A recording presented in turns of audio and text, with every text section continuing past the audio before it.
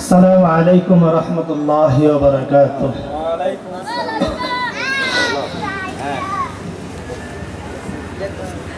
الحمد لله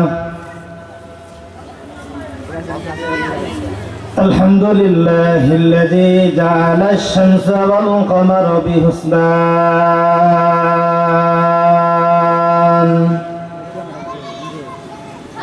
والنجم والشجر يسجدان وفضل زمانا على زمان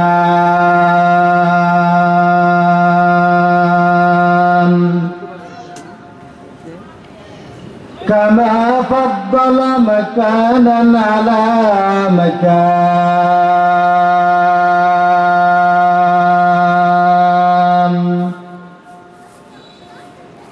وللإنسان على إنسان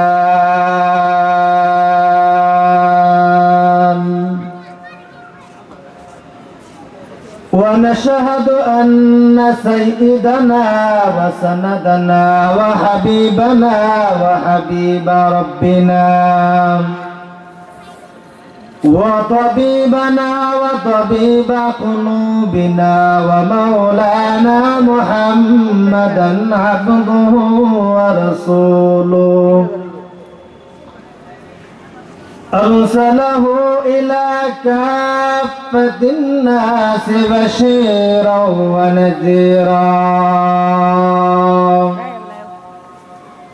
وداعيا إلى الله بإذنه وسراجا وقمرا منيرا فقد قال الله تعالى في كلامه المجيد والفرقانه الحميد أعوذ بالله من الشيطان الرجيم بسم الله الرحمن الرحيم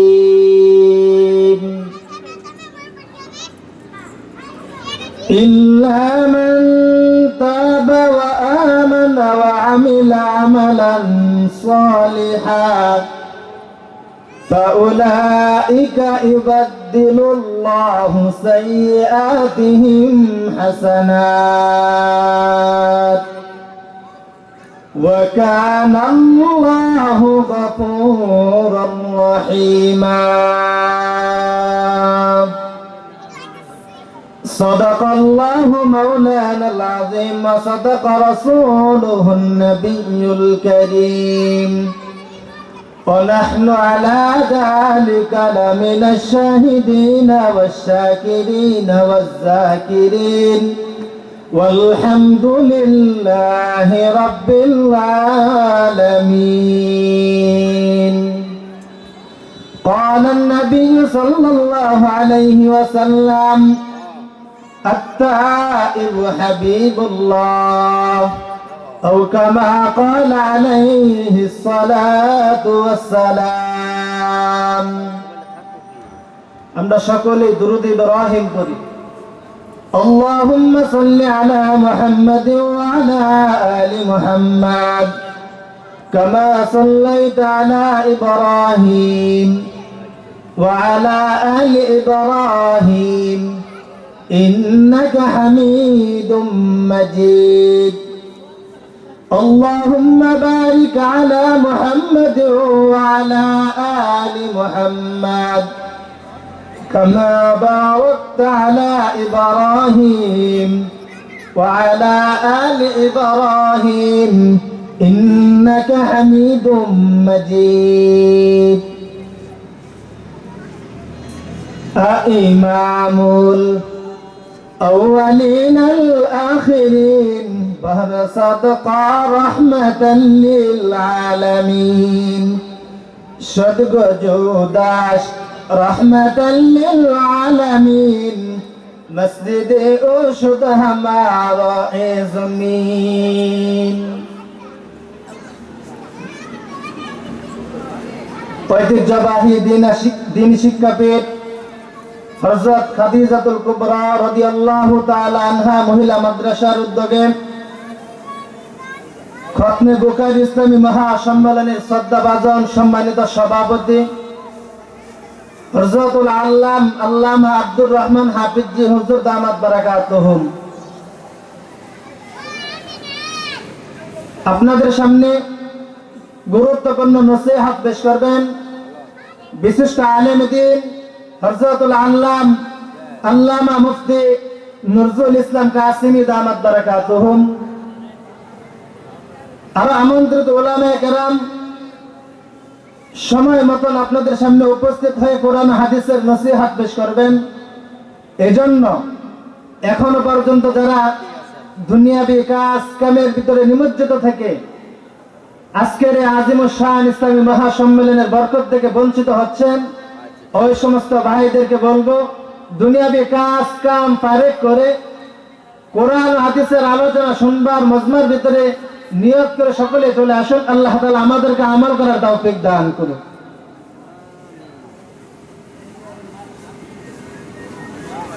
আল্লাহ পাক রব্বুল আলামিনের দরবারে অসংখ্য অগণিত শুকরিয়া যে আল্লাহ পাক রব্বুল আলামিন আমাদেরকে এই ফিতনা ফাসাদের জামানায়, যে সময় মুসলিম উম্মাহ এক কথায় বলতে গেলে পৃথিবীর বুক থেকে ইসলামকে নস্যাৎ করার জন্য, ইসলামকে মুছে ফেলার জন্য চতুর্মুখী হতে খ্রিস্টানরা চক্রের দিকে অগ্রসর হচ্ছে, এমন সময়ের মধ্যে আল্লাহ তাআলা আমাদেরকে কোরআন ও হাদিসের নসিহত করা এবং শুনবার মতন তৌফিক দান করেছেন। এজন্য আমরা মুসলমান হিসাবে কালেমার আওয়াজকে উচ্চ করে এক কণ্ঠে কালেমাতুর শুকর আদায় করছি আলহামদুলিল্লাহ। সর্বোপরি শুকর আকা ইনামদার তাজদারি মদিনা হযরত মুহাম্মদুর রাসূলুল্লাহ সাল্লাল্লাহু আলাইহি ওয়াসাল্লামের উপর। আজকে যে মজমা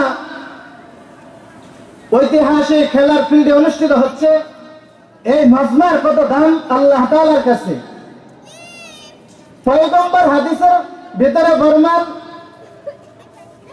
যে জায়গার ভিতরে কোরআন ও হাদিসের নসিহত হয়, আল্লাহ রাসূলের কথা বলা হয়, জাহান্নামের পথ থেকে মানুষদেরকে জান্নাতের পথের দিকে ডাকার জন্য আহ্বান করা হয়, হাদিসের ভাষ্য অনুযায়ী ওই জায়গাটা জান্নাতের বাগান। সুবহানাল্লাহ। আল্লাহর পয়গম্বর বলেন, যে জায়গার ভিতরে কোরআন ও হাদিসের আলোচনা করা হয়, ওই জায়গাটা যেমনি ভাবে জান্নাতের বাগান। আল্লাহর পয়গম্বর ফরমান, যে জায়গার ভিতরে কোরআন ও হাদিসের আলোচনা করা হয়, ওই জায়গাটাকে ফেরেশতারা চতুর্দিক দিয়ে বেষ্টনী করিয়া আল্লাহ তাআলার দরবার পর্যন্ত এক একের কাঁধের উপরে দাঁড়াইয়া আল্লাহ তাআলার দরবার পর্যন্ত ফেরেশতারা চলিয়া যায়। আল্লাহ তাআলাকে ফেরেশতারা সুসংবাদ জানান অথবা এই উম্মতের একটা আরজি পেশ করেন। কি আরজি? আল্লাহ তাআলার কাছে ফেরেশতারা বলেন, আল্লাহ, দাপুনিয়া বাজারের নিকটবর্তী খাদিজাতুল কুবরা মহিলা মাদ্রাসার ভিতরে আপনার দাসত্বের কথা, আপনার বন্ধুর কথা আলোচনা করা হইতেছে। আল্লাহ তাআলা ফেরেশতাদেরকে জিজ্ঞাসাবাদ করেন, যে সমস্ত বান্দা এবং বান্দীরা আমার দাসত্বের জন্য, আমার গোলামের জন্য, আমার বন্ধুর আলোচনা শোনার জন্য আসলো বসলো, তারা কি আমি রবকে দেখেছে? তখন ফেরেশতারা জবাবে বলেন, আল্লাহ, আপনাকে তো ওই সমস্ত বান্দারা দেখে নাই।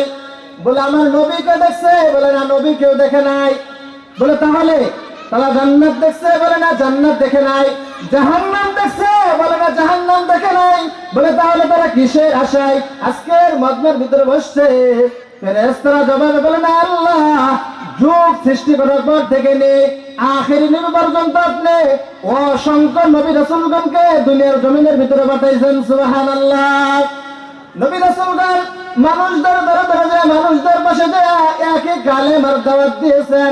মানুষগুলো যারা এই দিনকে আল্লাহর রাসূলের প্রতি এত করে অনুসরণ করেছে, তারা দুনিয়াতেও কামিয়াবি অর্জন করেছে, তারা আখিরাতেও কামিয়াবি অর্জন করবে। শুধু তাই নাই, নবী রাসূলগণকে পাঠাইয়াই রব্বে কারীম ক্ষান্ত হয় নাই। রব্বে কারীম যুগে যুগে নবী রাসূলগণকে পাঠাইছেন, বিভিন্ন কিতাব নাযিল করেছেন। আমাদের নবীর উপর কোরআনে কারীম নাযিল করে উম্মতকে সতর্কতা বার্তা জানাইছেন। কি সতর্কতা বার্তা জানাইছেন? আখির নবীর পর কোন উম্মত আসবে না, আখির নবীর পর আর কোন নবী আসবে না, আখির নবীর পর আর কোন নবী আসবে না। যুগ যুগ ধরে উম্মত এই নবীর ইতাআত করবে। এজন্য কোরআনুল কারীমের ভিতরে উম্মতের জন্য সর্বোত্তম সমাধান দিয়ে আল্লাহ তাআলা কোরআনকে নাযিল করেছেন। সুবহানাল্লাহ। যে কোরআনকে নাযিল করেছেন আমাদের জন্য, এই কোরআনকে হেদায়েতের জন্য নাযিল করা হয়েছিল। কিন্তু আমাদের কপাল বড় খারাপ, আজকে আমরা জাগতিক শিক্ষার দিকে আগাইয়া মুসলমানদের কোরআন থেকে আমরা বঞ্চিত হচ্ছে, ইহুদি খ্রিস্টানদের সংস্কৃতির দিকে আগে যাচ্ছি। আজকে মুসলমানের সন্তানের দিকে তাকাইলে দেখা যায় মুসলমানের সন্তানের মাথার চুল ভিন্ন আকৃতিতে কাটা। মুসলমানের সন্তানের পোশাকের দিকে যদি তাকাই তাহলে দেখা যায় ইহুদি খ্রিস্টানদের পোশাকের অনুসরণ করা। আজকে মুসলমানের সন্তানের হাতের দিকে তাকাইলে দেখা যায় নখগুলো লম্বা লম্বা করে ইহুদি খ্রিস্টানদের অনুসরণ করছে। আজকে মুসলমানের সন্তানের দিকে তাকাইলে দেখা যায় পোশাক টাকনো নিচে পরিয়া সর্বদাই চলাফেরা করছে। মুসলমানদের নবী আল্লাহ তাআলা আখির নবীকে দুনিয়াতে পাঠাইছিলেন। আল্লাহর পয়গম্বর বলেন, যে উম্মত আমার সুন্নতের যত বেশি পাবন্দি করবে ওই বান্দা আমার জান্নাতের তত নিকটবর্তী হবে। সুবহানাল্লাহ। আজকে সুন্নতের অনুসরণ না করিয়া আজকে ইহুদি খ্রিস্টানদের সংস্কৃতি আগাইয়া বলা হয় বিভিন্ন সময় শিক্ষাই জাতির মেরুদণ্ড। কি দণ্ড? শিক্ষাই জাতির মেরুদণ্ড। যে শিক্ষা মানুষদেরকে জেনা বিবেচার শেখায়, যে শিক্ষা মানুষদেরকে মদ পান করানো শেখায়, যে শিক্ষা মানুষদেরকে দর্শন করানো শিখায়, যে শিক্ষা মানুষদেরকে লক্ষ লক্ষ টাকা দুর্নীতি করে অন্য দেশে পাচার করা শিখায়, এই শিক্ষা কখনোই শিক্ষা জাতির মেরুদণ্ড হতে পারে না। এই সংজ্ঞার সাথে একটা কথা অবশ্যই লাগাইতে হবে, একমাত্র কেবলমাত্র কুরআন সুন্নাহর শিক্ষায় শিক্ষা জাতির মেরুদণ্ড। সুবহানাল্লাহ। একমাত্র কুরআন সুন্নাহর শিক্ষায় শিক্ষা জাতির মেরুদণ্ড। যদি জাগতিক শিক্ষায় শিক্ষা জাতির মেরুদণ্ড হইতো তাহলে এই শিক্ষা কেন মানুষদেরকে মৃত্যুর পর জানাজার সম্মুখীন হয়ে শেষ জিয়ারত পিতামাতার জানাজা পর্যন্ত বাড়াইতে পারে না, সূরা ফাতিহা পর্যন্ত সঠিকভাবে বলতে পারে না। এই শিক্ষা অন্য যত শিক্ষাই হোক না কেন এই শিক্ষাকে শিক্ষাই জাতির মেরুদণ্ড বলা যেতে পারে না। এজন্য সম্মানিত হাজিরিন, আমাদেরকে বুঝতে হবে, আমাদেরকে জানতে হবে, আমাদেরকে মুতাআলা তাহকিক করতে হবে। আমাদেরকে আল্লাহ তাআলা কিসের জন্য দুনিয়াতে পাঠাইছেন, কোন কাজে আমরা ব্যস্ত হয়ে আছি, কোন কাজ সম্পর্কে আল্লাহ তাআলা আমাদেরকে হাসরের দিন জিজ্ঞাসাবাদ করবেন, এই সম্পর্কে অবশ্যই আমাদেরকে গভীরভাবে মনোযোগ সহকারে বিষয়গুলো আমাদের বোঝার দরকার। আল্লাহ তাআলা আমাদেরকে আমল করার তৌফিক দান করুন। তাহলে আজকের যে মজমার দাম কত? আল্লাহর পয়গম্বর বলেন, যে মজমার ভিতরে একত্রিত হইয়া বান্দারা আল্লাহ আল্লাহ রাসূলের কথাগুলো শুনে একবার সুবহানাল্লাহর আওয়াজ বান্দার জবান থেকে বের হয়, একবার লা ইলাহা ইল্লাল্লাহর আওয়াজ বের হয়, একবার আল্লাহু আকবারের শব্দ উচ্চারণ বান্দার জবান থেকে বের হয়। আল্লাহ তাআলার পয়গম্বর বলেন, বান্দা যখন আল্লাহ তাআলার সন্তুষ্টির জন্য একবার সুবহানাল্লাহ বলে, একবার লা ইলাহা ইল্লাল্লাহ বলে, একবার আল্লাহু আকবার বলে, আল্লাহর পয়গম্বর বলেন বান্দা যখন সঠিকভাবে আমল করতে থাকে, ইবাদতগুলো করতে থাকে, জিকির আজকার গুলো করতে থাকে, আল্লাহর পয়গম্বর বলেন আল্লাহ তাআলা ফেরেশতাদেরকে হুকুম দেন ওই বান্দার আমলনামায় 100 নেক লিখে দাও। সুবহানাল্লাহ। শুধু তাই নয়, আল্লাহর পয়গম্বর বলেন বান্দা এবং বান্দারা সুসংবাদ গ্রহণ করো। আল্লাহ তাআলা যেমনি ভাবে 100 নেক ফেরেশতাদেরকে লেখার জন্য বলেন, পয়গম্বরের হাদিসের ব্যাখ্যা করতে গেলে দেখা যায় এমন কথা পাওয়া যায় যে এই জান্নাতের বাগান কত বড় হবে। আল্লাহর পয়গম্বর বলেন বান্দার জন্য ফেরেশতারা এত বড় ফলের বাগান তৈরি করে। সমাজের ভিতরে গাভী গরু আছে না, একটা গাভী গরু যদি 500 বছর পর্যন্ত দৌড়ায় কত দূর যাইতে পারবে? অনেক যাইতে পারবে না। আল্লাহর পয়গম্বরের মাধ্যমে আমরা জানতে পেরেছি যে ওই বান্দাকে আল্লাহ তাআলা দুনিয়ার গাবি ঘোড়া 500 বছর পর্যন্ত দৌড়াইয়া যত পর্যন্ত যাইতে পারবে, আল্লাহ তাআলার পয়গম্বর বলেন ওই বান্দার জন্য আল্লাহ তাআলা জান্নাতের ভিতর এত বড় ফলের বাগান তৈরি করবে। সুবহানাল্লাহ। তাহলে আজকে এই মজমার ভিতরে যে আমরা আসছি বসছি, আমরা খুশি না বেজার? খুশি না বেজার? কতটুকু খুশি? আহা, হাসরের দিন যখন বান্দারা একত্রিত হবে, প্রত্যেকের আমলনামা প্রত্যেকের সামনে উপস্থাপনা করা হবে। বান্দা দেখবে 19 ডিসেম্বর 2025 রোজ শুক্রবার মাগরিবের পর এমন কোরআন হাদিসের আলোচনাগুলো হইতেছিল, বান্দার আমলনামা এগুলা লিখতেছিল, ফেরেশতারা দেখতে পারবে। হ্যাঁ, উন্মোচন করে দেওয়া হবে কিতাব। আল্লাহ তাআলা বলেন ইকরা কিতাবাক কাফা বিনাফসিকা আল-ইয়াওমা আলাইকা হাসিবা। সুবহানাল্লাহ। বান্দারা যার যার আমলনামা নিজে হাতে নিয়ে পড়তে পারবে, ওপেন করে দেখবে, নিজের বিচার নিজের যথেষ্ট হবে। হয়তো বান্দা নিজের বিচার নিজেই করবে, বান্দাদের মনের ভিতরে এক কল্পনা সৃষ্টি হবে। বান্দার আমল দেখা কিছু মানুষ হতভম্ব হয়ে যাবে। কি হয়ে যাবে? আহা, 60 আর 70 বছরের হায়াতের জিন্দেগি দেয়া দুনিয়াতে আল্লাহ তাআলা আমাকে আর আপনাকে পাঠাইছিলেন। বান্দা দেখবে আমলনামার ভিতরে বহু সওয়াব। ফেরেশতাদেরকে জিজ্ঞাসাবাদ করবেন, আমি অল্প সময় হায়াতের জিন্দেগি দুনিয়ার ভিতরে পাইছিলাম, এত সবের কাজ অর্জন করতে পারি নাই, তাহলে কিসের এত সওয়াব?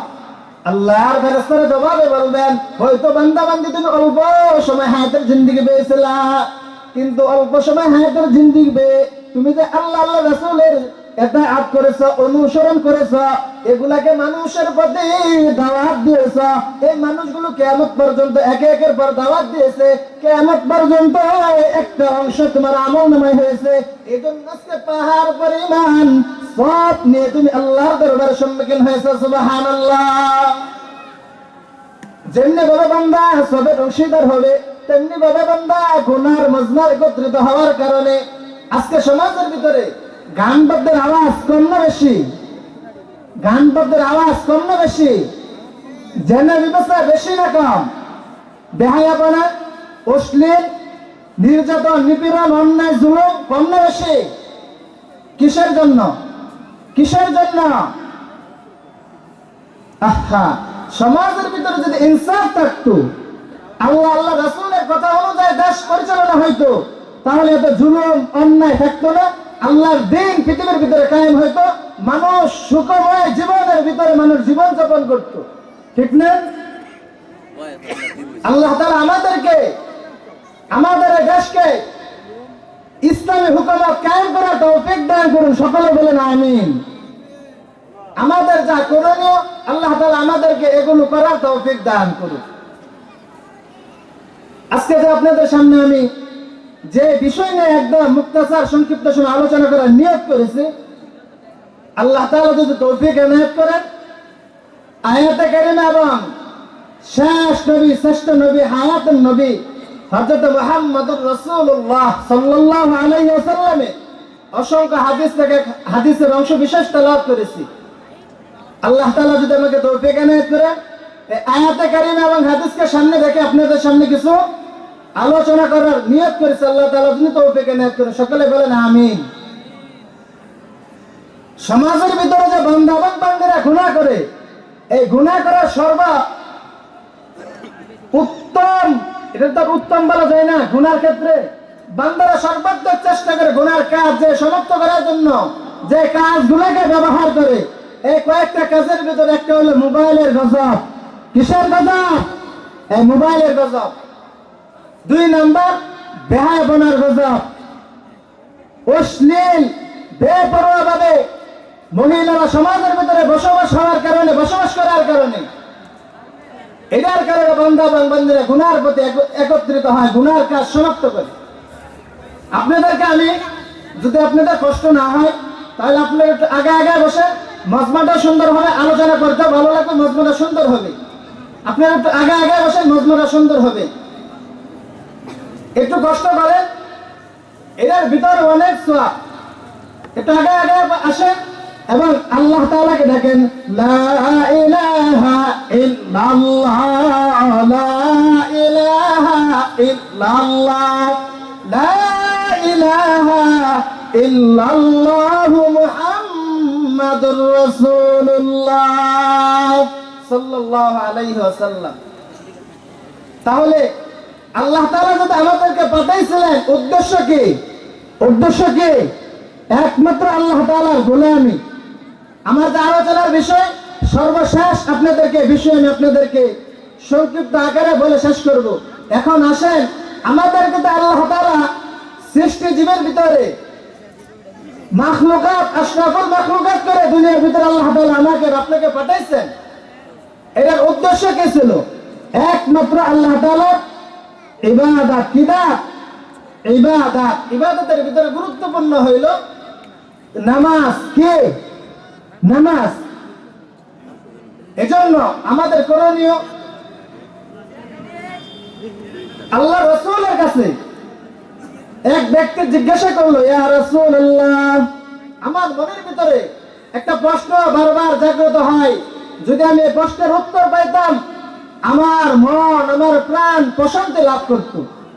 আল্লাহর পয়গম্বর বলেন, বলো তুমি আমার কাছ থেকে কি জিজ্ঞাসা করতে চাও, কি জানতে চাও? বান্দা জবাবে বলেন, ইয়া রাসূলুল্লাহ, আমার জানতে মন চাই পৃথিবীর ভিতরে অসংখ্য আমল সম্পর্কে আপনি আমাদেরকে অবগত করেছেন, কিন্তু আমার জানতে মনে চাই কোন ইবাদত আল্লাহর কাছে সবচেয়ে প্রিয়। আল্লাহর পয়গম্বর জবানে বলেন, ওই বান্দার কথার জবাবে বলেন, তুমি যদি আমার কথা মনোযোগ সহকারে শুনতে চাও, গ্রহণ করতে চাও, আমল করতে চাও, তাহলে ভালো করে তুমি শ্রবণ করো, মনোযোগ সহকারে তুমি কথা শোনো।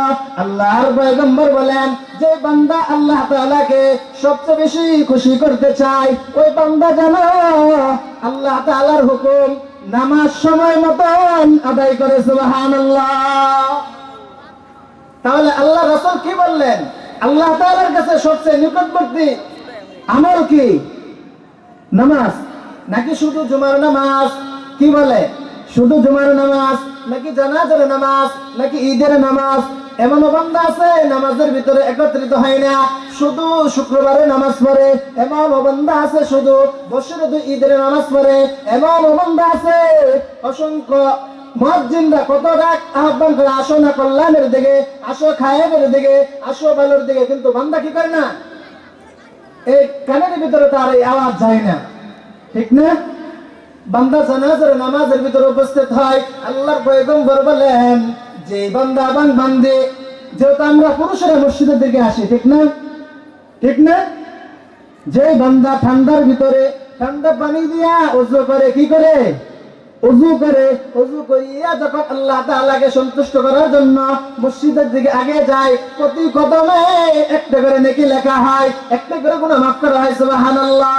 বান্দা যখন নামাজের ভিতরে দাঁড়ায় যায়, আল্লাহ তাআলার কালামগুলো তেলাওয়াত করতে থাকে, তখন বান্দা যখন এই আয়াতে কারিমা পড়ে, ইয়্যাকা না'বুদু ওয়া ইয়্যাকা নাস্তাঈন, আল্লাহ তাআলা প্রশংসা করার পর বান্দা আল্লাহ তাআলার কাছে ফরিয়াদ করে না, আল্লাহ আমরা আপনারই ইবাদত করি। কার ইবাদত করি? আপনারই ইবাদত করি এবং আপনার কাছেই সাহায্য চাই। নামাজের ভিতরে আমরা সূরা ফাতিহা পড়ি, কিন্তু কি পড়ি এটা আমাদের অনেকেরই জানা নাই।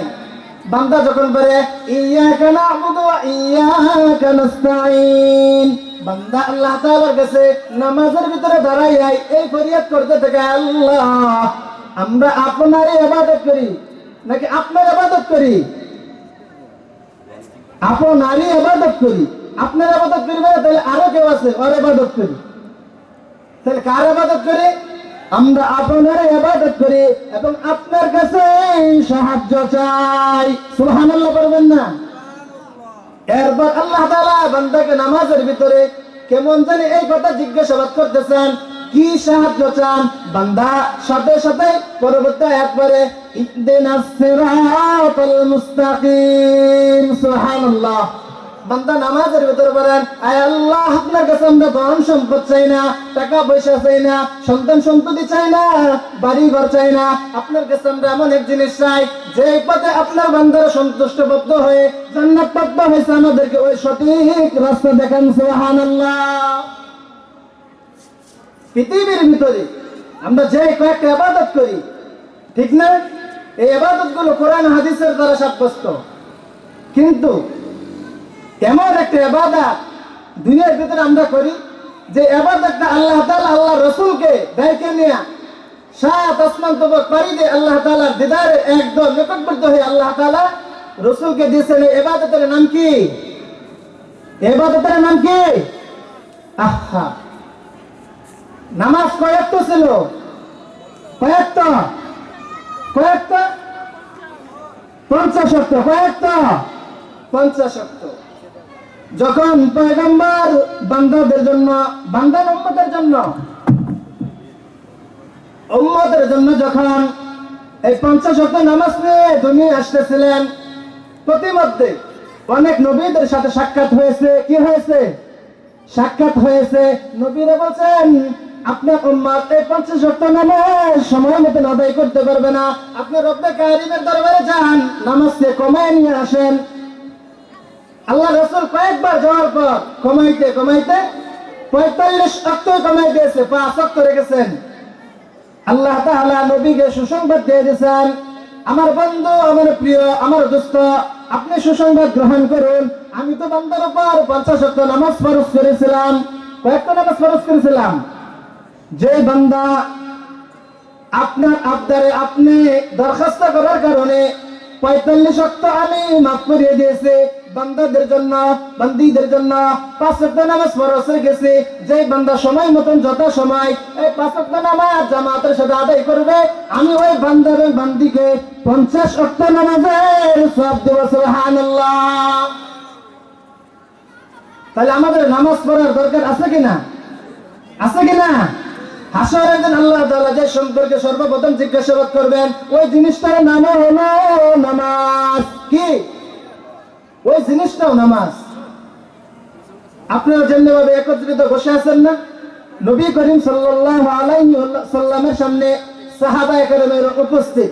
নবী করিম সাল্লাল্লাহু আলাইহি সাল্লাম সাহাবায়ে কেরামদেরকে জিজ্ঞাসাবাদ করলেন, ও আমার সাহাবারা, তোমাদের কাছ থেকে আমরা জানতে মনে চাই, তোমাদের বাড়ির আঙ্গিনায় বা বাড়ির আশপাশে পুকুর, নদী, নালা, খাল, বিল আছে কিনা?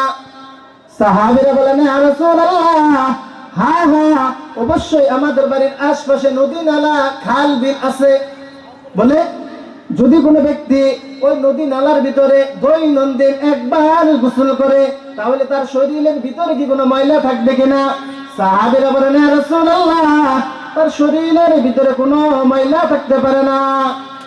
আল্লাহর রাসূল বলেন, ওই পুকুরের ভিতরে, ওই নালার ভিতরে, ওই খালের ভিতরে যদি কোনো বান্দা দৈনন্দিন 5 বার গোসল করে, তাহলে তোমাদের কাছে আমার জানতে মনে চাই, বলো না ওই বান্দা এবং বান্দির শরীরের ভিতরে কি কোনো ময়লা থাকবে কিনা? আল্লাহর রাসূল বাক্য শোনানোর পর বলেন, যে আমার বান্দা, যে আমার উম্মত সঠিকভাবে সালাতগুলো জামাতের সাথে আদায় করবে, কি করবে? সঠিকভাবে আদায় করবে।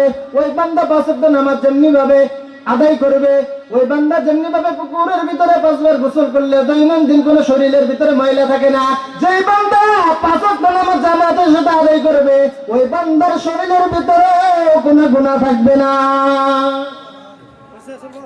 কি থাকবে না? গুনাহ থাকবে না। তাহলে আমাদের নামাজ পড়ার দরকার আছে কিনা? আছে কিনা? আমরা নামাজ পড়বো তো ইনশাআল্লাহ, পড়বো তো ইনশাআল্লাহ। আল্লাহ তাআলা আমাদেরকে 5 ওয়াক্ত নামাজ জামাতের সাথে আদায় করার তৌফিক দান করুন, ঠিক না? আউলিয়ারা কারে উখবা ইখতিয়ার, জাহেলারা করে দুনিয়া ইখতিয়ার, নাইলে মুমিন সোয়ে মুমিন মিশাওয়াত, নাইলে কাফের সোয়ে কাফের মিশাওয়াত। মুহতারাম হাজরিন, তাহলে লম্বা সময় আপনাদের সামনে আলোচনা পেশ করতেছে, এর মাকসাদ কি? আপনাদেরকে আমি কিছু জিনিস জিজ্ঞাসাবাদ করে উত্তর দিবেন তো নাকি? ইনশাআল্লাহ। এখন বলেন, আপনি সমাজের ভিতরে বসবাস করেন, আপনি কাঠ মিস্ত্রি হইতে পারেন, রাজমিস্ত্রি হইতে পারেন, প্রফেসর হইতে পারেন, ডক্টর হইতে পারেন, মুফতি আর মুহাদ্দিস হইতে পারেন। প্রত্যেকটা কাজের একটা উদ্দেশ্য আছে কিনা? প্রত্যেকটা কাজের উদ্দেশ্য আছে না? আজকে আপনি মজমার ভিতরে বসছেন, এটার ভিতরে কোনো উদ্দেশ্য আছে কিনা? উদ্দেশ্য আছে না? আমরা সমাজের ভিতরে কি করি? দৈনন্দিন কাজের জন্য মানুষদেরকে নিয়োজিত করি, যাদেরকে আমরা কামলা বলে নাকি, এই শব্দটা কেমন যেন আমার কাছে একটু মানে খারাপ লাগে। শ্রমিক কি? আমরা দৈনন্দিন কাজের জন্য শ্রমিক নিয়োগ করি, কি করে? 500 টাকা 1000 টাকা দিয়ে আমরা শ্রমিক গুলো নিয়োগ করি। ওই বান্দা যখন যথার্থভাবে কাজগুলো সমাপ্ত করে, ধরেন 1 কাঠা জমি কাটার কথা ছিল, বান্দা 1.5 কাঠা কেটে ফেলাইছে, তখন ওই মালিক, জমির মালিক বলে এই লোকটা যতটুকু কাজ করার দরকার ছিল এর থেকে বেশি কাজ করেছে, তাহলে তার জন্য একটু ভালো খাবারের আয়োজন করো, একটা পথ ধরাই দাও, 20টা টাকা ধরাই দে, 500 সাথে আর 20টা টাকা কি করে ধরাই দে, যে 20 টাকা তুমি চা পান খাইবা, আর এই 500 টাকা তোমার কি দৈনন্দিন পারিশ্রমিক। এখন বলেন, যে বান্দা দৈনন্দিন কাজের জন্য নিয়োজিত হয়, ওই বান্দা যেমনি ভাবে 500 টাকায় নিয়োজিত হওয়ার পর 20 টাকা বেশি পায়, কিসের জন্য? কিসের জন্য? কিসের জন্য?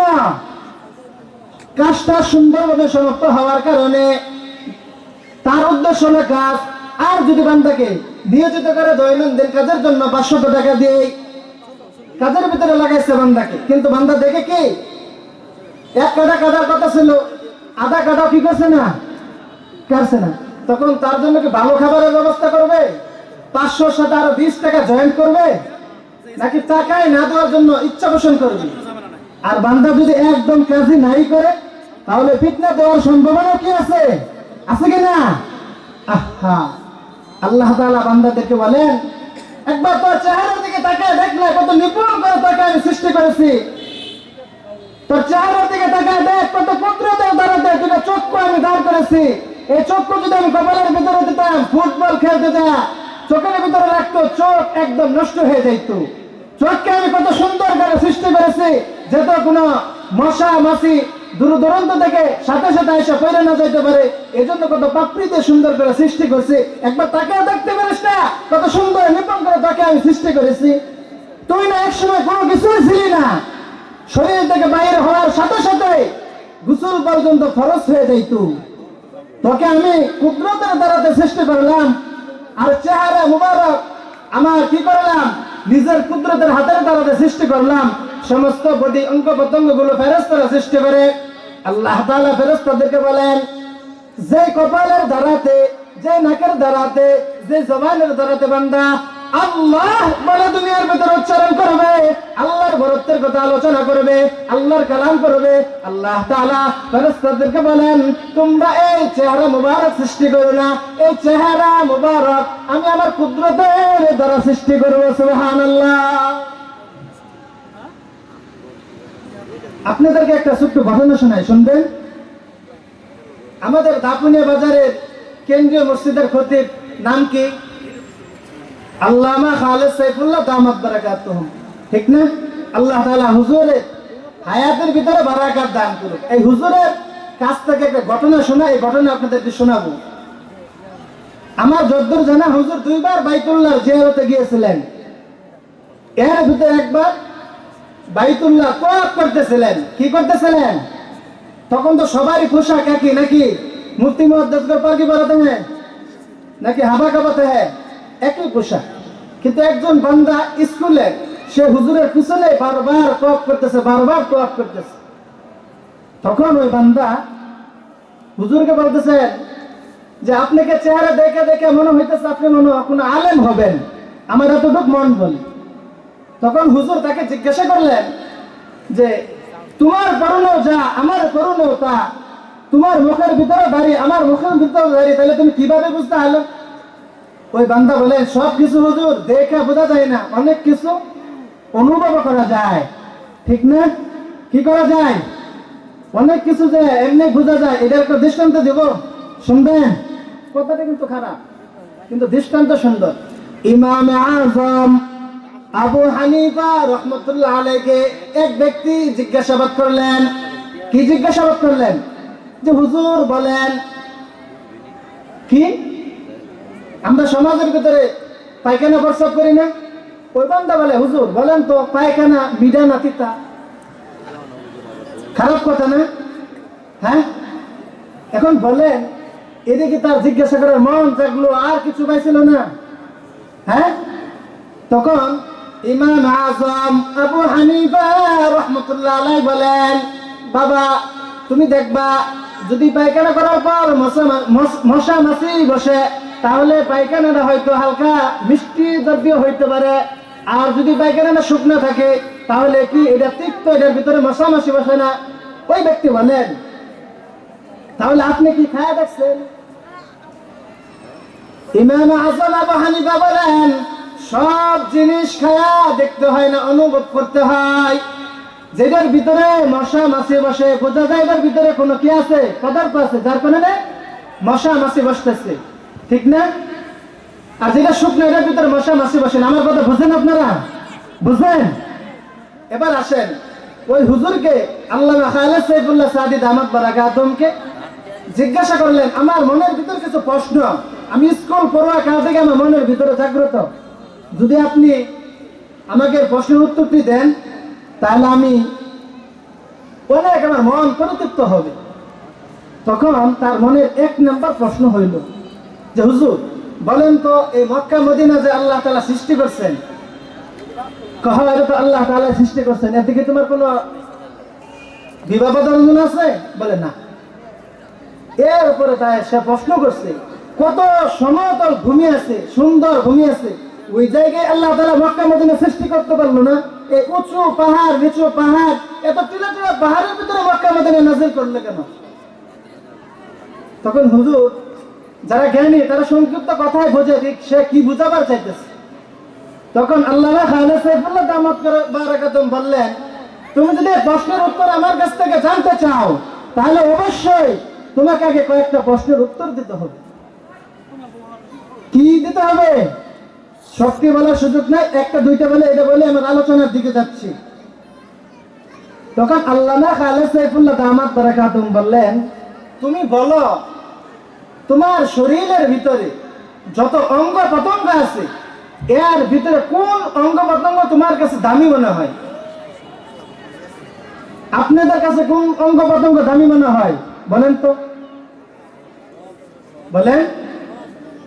এক দৃষ্টিকোণ থেকে আল্লাহ তাআলার কুদরত সবই গুরুত্বপূর্ণ, ঠিক না? আজকে যে আলোচনা মজমা সবাই বক্তাদের আলোচনা করবে, এর ভিতরে তো তারতম্য আছে, ঠিক না? হ্যাঁ, আছে না নাই? আছে।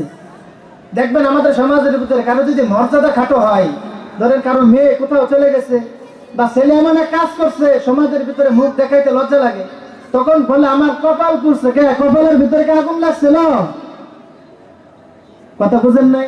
কই না আমার কপাল পুড়ে গেছে, কপালে কি আগুন লাগছে নাকি? আবার কয় আমার কান কাটা গেল, কে কাছে দিয়া দাও দেখে তার কান কাটতে ফেলাইছে। তার মর্যাদা সমাজের ভিতরে খাটো হয়েছে। কি হয়েছে?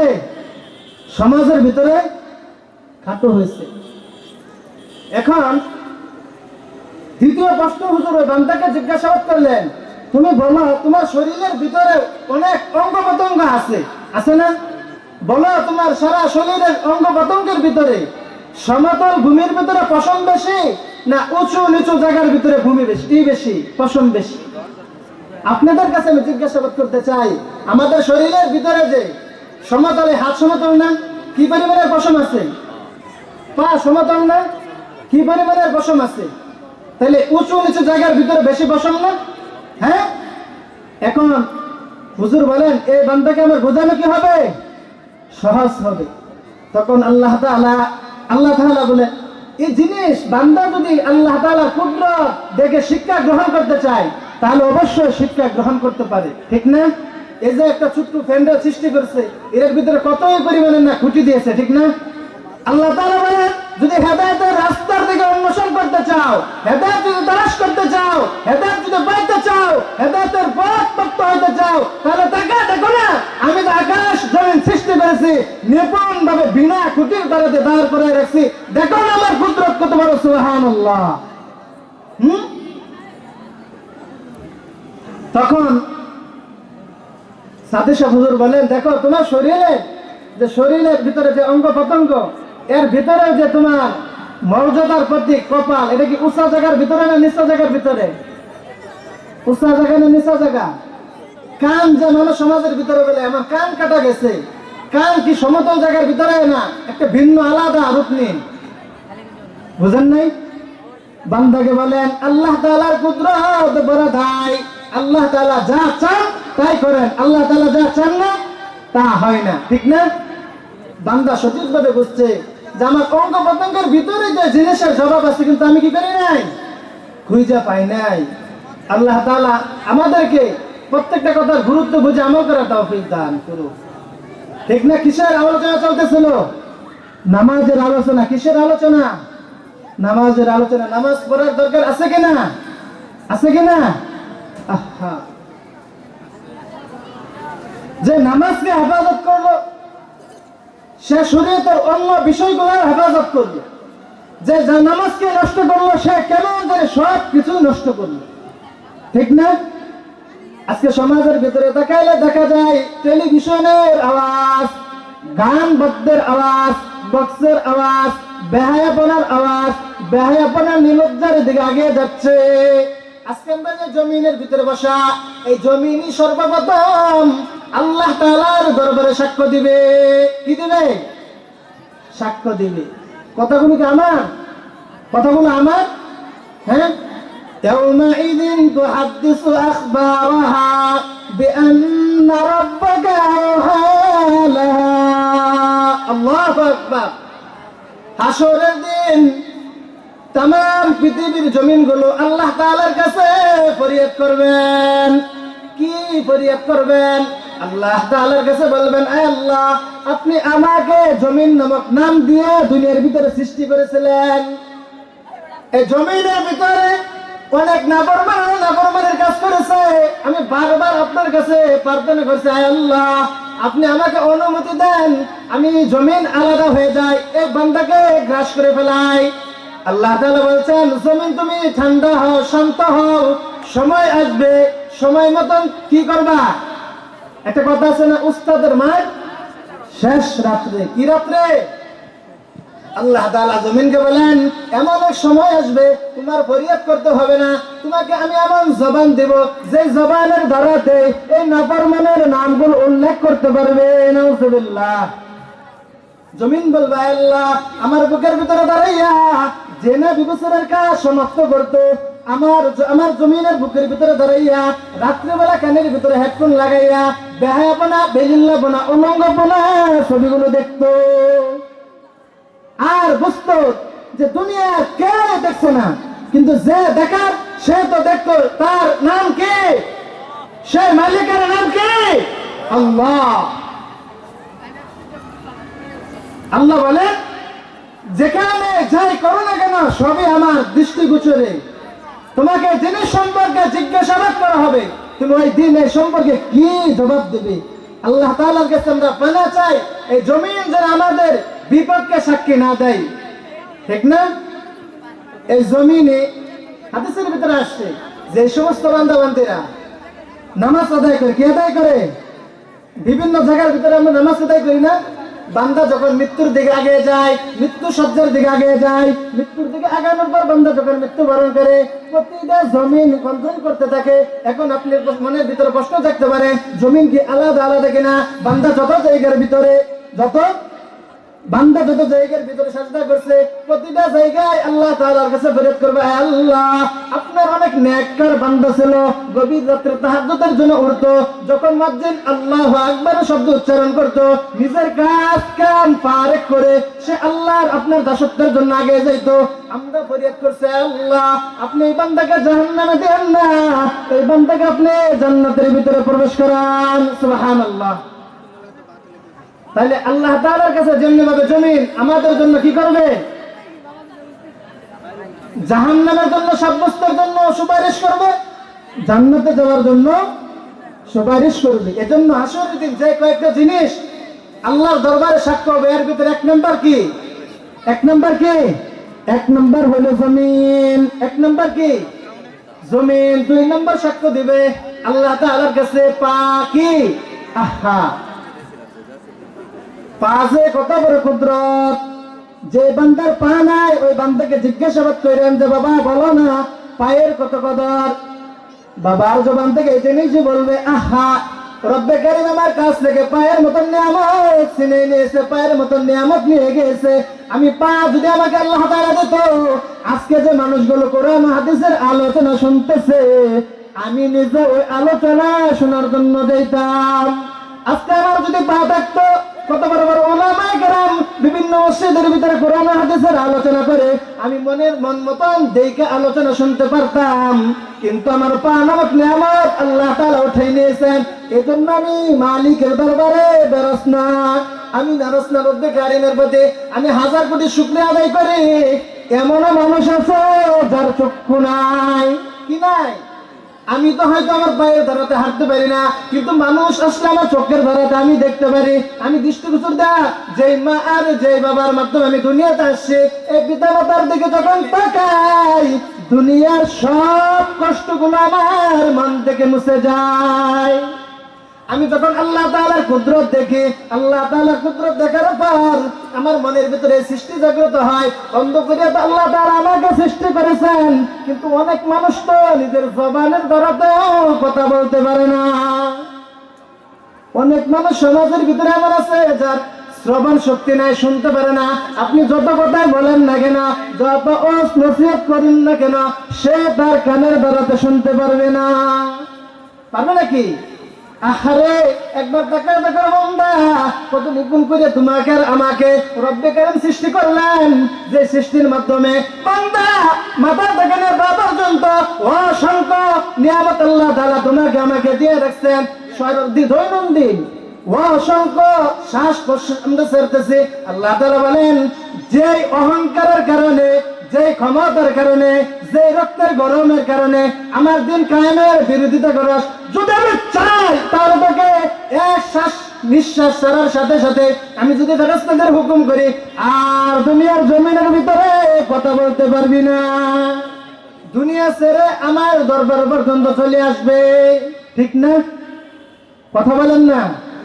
হ্যাঁ, যে চিন্তা শক্তি দিয়া কুরআন হাদিসের বিরোধিতা করস, আল্লাহর দিন কায়েম করার ক্ষেত্রে বিরোধিতা করস, এই জেহান যদি একটু ঘুরায় দেই, শরীরের পোশাক গুলো উলঙ্গপনা হইয়া রাস্তার ভিতরে পাগলের ভিতরে ঘুরতে থাকবে। ঠিক কিনা? একবার তাকাইয়া দেখ, একবার নিজের মনকে গভীর রাত্রে বালিশের সাথে মাথা লাগাইয়া মনোযোগ সহকারে চিন্তা করার জন্য আবেদন করতেছি।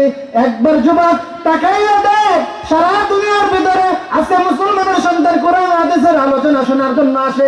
যদি বক্তা ভালো আলোচনা করে, সুর ভালো হয়, সুন্দর হয়, সুন্দর ভাষণ দিতে পারে, তাহলে বান্দা বয়ান শুনবে। বান্দার মনের ভিতরে এতটুকু ইখলাস নাই, বান্দা এতটুকু নিয়ত করে আসে না। যেই কথাই বলুক না কেন, যদি কথাটা আল্লাহ আল্লাহ রাসূলকে খুশি করার জন্য হয়, তাহলে অবশ্যই আমি কথাকে গ্রহণ করব। ঠিক না? আহা, তাহলে আমাদের জন্য করণীয় কি? যদি আমরা এই পথ থেকে মুক্ত চাই, যদি আমরা এই কাজ থেকে ফারেক হইতে চাই, যদি আমরা এই কাজ থেকে নাজাত পাইতে চাই, তাহলে আমাদের করণীয় কি? 8টা জিনিস আল্লাহ তাআলার দরবারে হাসর দিন সাক্ষী দিবে। এর ভিতরে 1 নাম্বার হইল জমিন। মস্ত করে 1 নাম্বার কি? জমিন। 2 নাম্বার পা। 2 নাম্বার পা। 3 নাম্বার বান্দার হাত। কি? 4 নাম্বার বান্দার জবান। 5 নাম্বার বান্দার কান। 6 নাম্বার বান্দার চক্ষু। বলতে পারবেন 6টা কি কি বলছি?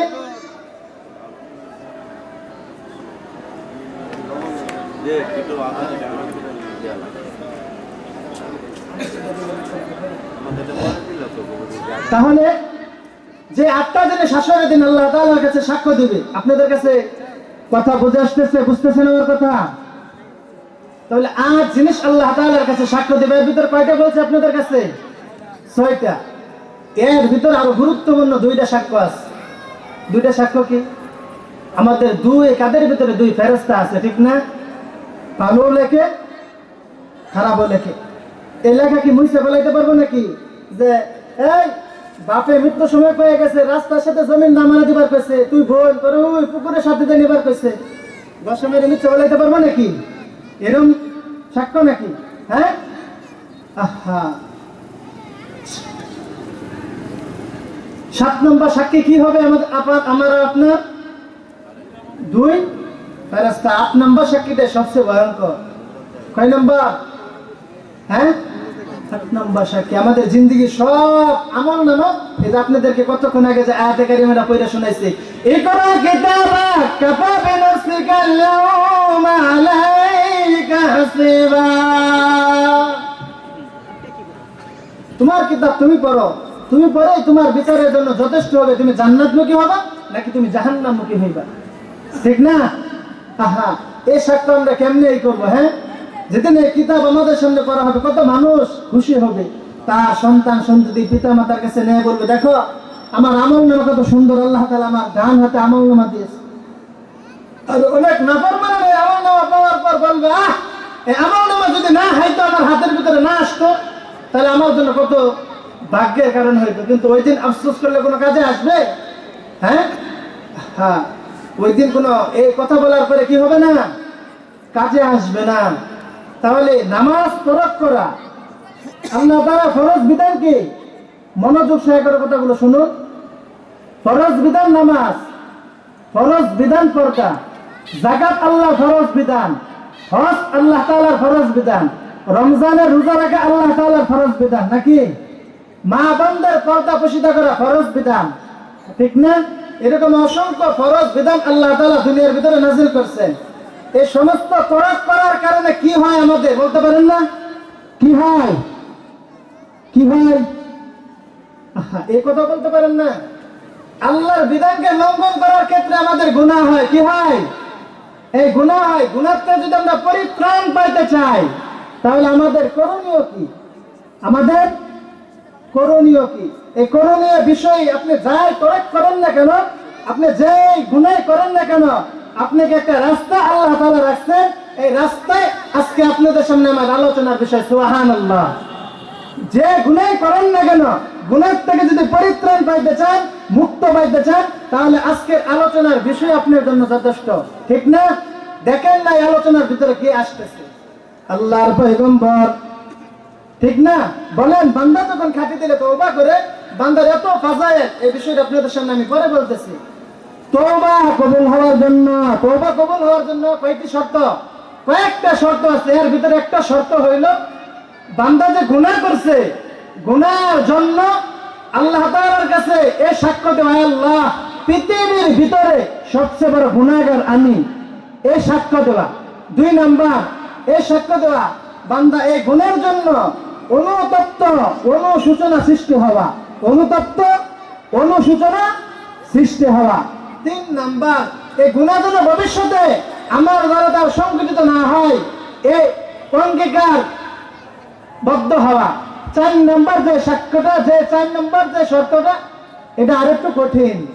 বান্দা যে বান্দার হক নষ্ট করে, ওই বান্দার হক আদায় করিয়া আল্লাহ তাআলার কাছে তওবা করতে হবে। কি করতে হবে? কি করতে হবে? তওবা করতে হবে। এজন্য বান্দা যদি বান্দার হক নষ্ট করে থাকে, তাহলে অবশ্যই বান্দাকে বান্দার হক আদায় করে তওবার দিকে আগাইতে হবে। যতই আস্তাগফিরুল্লাহ আস্তাগফিরুল্লাহ বলুক, তওবা কবুল হবে না। কেন না? আল্লাহ তাআলার হক আল্লাহ তাআলা যদি চান, আল্লাহ তাআলা মাফ করে দেবেন। যদি আল্লাহ তাআলার হক স্যার বান্দার হক হয়, তাহলে আল্লাহ তাআলা কি করবেন না? বান্দা যতক্ষণ পর্যন্ত মাফ না করবেন, আল্লাহ তাআলা মাফ করবেন না। এজন্য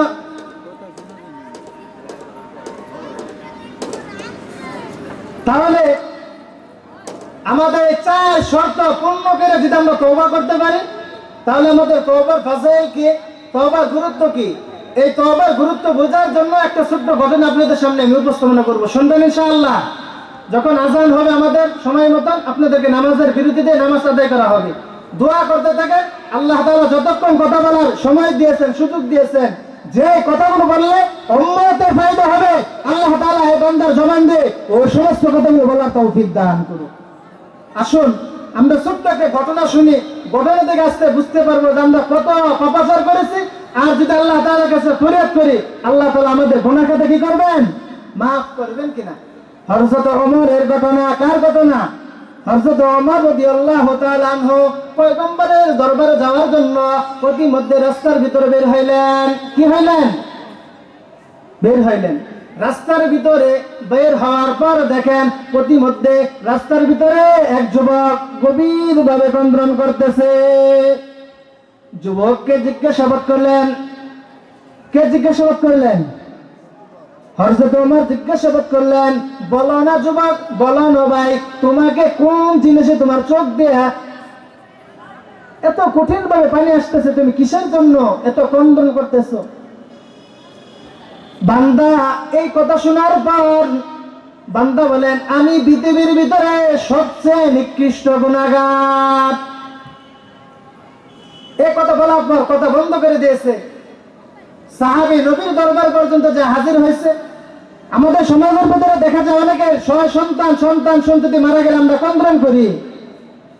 ওই ক্রন্দন দেখে হয়তো একজনের সন্তান সন্ততি না, তার চোখ দিয়ে দর দর করে পানি পড়ে, ঠিক না? ওই বান্দা এমন ভাবে ক্রন্দন করতেছে। হযরত ওমর এত কঠিন মানুষ ছিলেন। কি মানুষ ছিলেন? কি মানুষ ছিলেন? কত কঠিন মানুষ ছিলেন। ইহুদি এবং মুসলমানের ভিতরে একটা বিচারের ফয়সালা করে দিয়েছিলেন নবী করিম সাল্লাল্লাহু আলাইহি ওয়াসাল্লাম। বিচারের রায়টা নবী করিম সাল্লাল্লাহু আলাইহি ওয়াসাল্লাম ইহুদির পক্ষে দিয়েছিলেন। মুসলমানের মন সন্তুষ্ট হলো না। আমি জিহাদে যাওয়ার ক্ষেত্রে আমার সম্পদ ব্যয় করি, আমার সময় ব্যয় করি, কিন্তু নবীজি আমার পক্ষে কি করলেন না? রায় দিলেন না।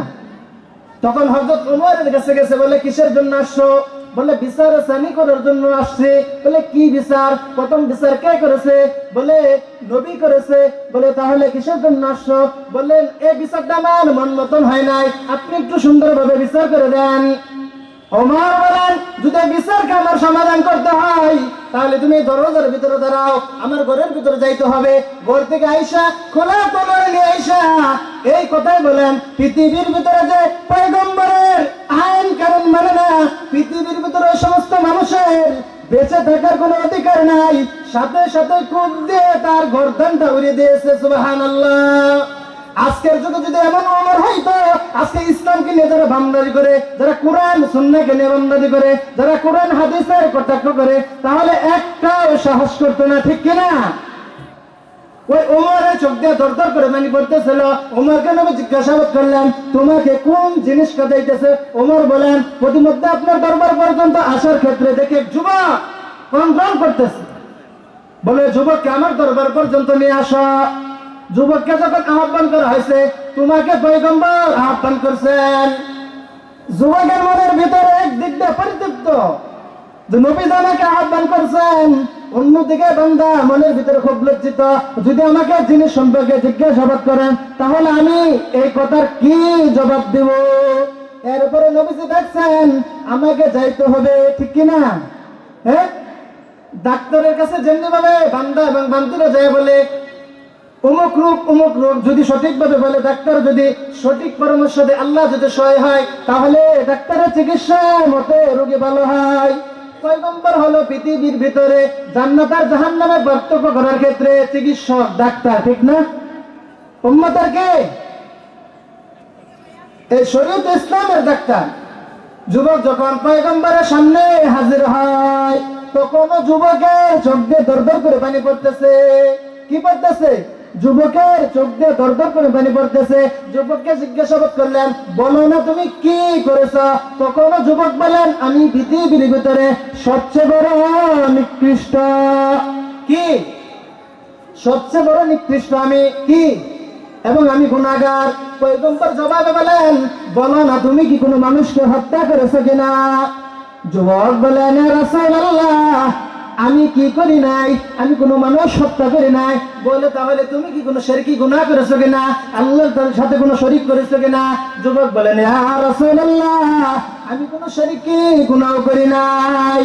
তাহলে তুমি কি গুনাহ করেছো? যে গুনাহ করার কারণে তোমার এত অনুতপ্ত অনুশোচনা সৃষ্টি হয়েছে, তোমার চোখ দিয়ে দরদর করে পানি পড়তেছে, বলো না তুমি কি গুনাহ করেছো? যুবক জবাবে দাঁড়াতে বলেন, ইয়া রাসূলুল্লাহ, লজ্জার কথা কি বলবো? বলে, ইয়া রাসূলুল্লাহ, আমি আমার জীবিকা উপার্জনের জন্য এমন এক জিনিসকে বেছে নিয়েছি বলে কি বেছে নিয়েছো? যুবক বলেন ইয়া রাসূলুল্লাহ, সমাজের ভিতরে বিভিন্ন মানুষ বিভিন্ন কাজকে তার কাজের জন্য নিয়োজিত করেছেন, কিন্তু আমার জীবিকা উপার্জনের জন্য আমি আমাদের জিনিসকে নির্বাচন করেছি যেটা গুনাহের কাজ। নবী বলেন বলো নাকি গুনাহের কাজ? বলে এমন গুনাহ মানুষ সমাজের ভিতরে মৃত্যুবরণ করে কিনা। যে মানুষটা, যে আল্লাহর বান্দা বান্দিরা মৃত্যুবরণ করে, এই মানুষটাকে যখন কবরস্থ করা হয়, কবরস্থ করার পর রাত্রিবেলা, গভীর রাত্রিবেলা আমি কবরকে খনন কইরা ওই মানুষদেরকে উলঙ্গ কইরা রাইকা ওই কাপড়কে আমি নিয়ে আসি, নিয়ে আইসা ওই কাপড় দোকানের ভিতরে বিক্রি করি। যুবকের কথা শোনার পর নবী বলেন তাহলে তো তুমি বড়ই গুনাহ করেছ, ঠিক না? তখন পয়গম্বর বান্দাকে জিজ্ঞাসা করেন, কথাগুলো বুঝতেছেন? যুবককে পয়গম্বর জিজ্ঞাসাবাদ করেন, বলো না যুবক, আল্লাহ তাআলার দুনিয়া বড় না তোমার গুনাহ বড়? যুবক বলেন আমার গুনাহ বড়। পয়গম্বর যুবককে জিজ্ঞাসাবাদ করেন, বলো আল্লাহ তাআলার আরশ কুরসি বড় না তোমার গুনাহ বড়? যুবক বলেন ইয়া রাসূলুল্লাহ, আমার মনে হয় আমার গুনাহ বড়। তৃতীয়বার পয়গম্বর জিজ্ঞাসাবাদ করলেন, বলো না তোমার গুনাহ বড় নাকি আল্লাহ তাআলার দয়া বড়? যুবক এতটুকু অনুতপ্ত, অনুশোচনা সৃষ্টি হয়েছে। যুবক বলে না রাসূলুল্লাহ, আমার মন বলে, আমার মন সাক্ষ্য দেয় যে আমি পৃথিবীর ভিতরে এমন গুনাহ করেছি যে গুনার কারণে আল্লাহ তাআলার দয়ার ক্ষেত্রে আমার গুনাহ বড়। যুবক রাসূলকে বলেন এতটুকু বলে তো আমি ক্ষান্ত হয় নাই। ওই কবরের ভিতরে সুদর্শন মহিলাকে শয়ন করা হয়েছিল। যখন গভীর রাত্রের ভিতরে আমি কাফনকে নিয়ে আসার জন্য আসছি, কিসের জন্য আসছি? কাফন উঠে নিয়ে আসছি। যুবকের ধরে